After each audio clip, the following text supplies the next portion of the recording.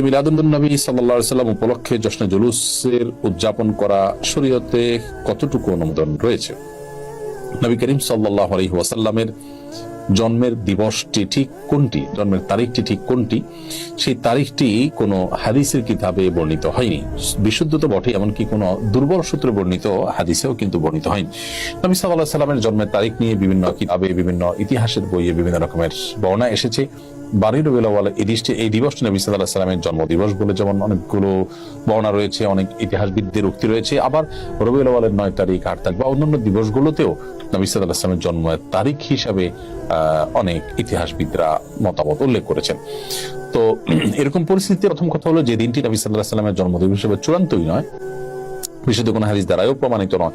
দ্বিতীয়ত, যেই জন্মের তারিখটিকে নবী সাল্লাল্লাহু আলাইহি সাল্লাম জীবনে কখনো উতিল বের করা হয়, রেলি বের করা হয়, এই কোনটির সাথে না কোরআন কিনা আপনি মেহরবানি করে সেটি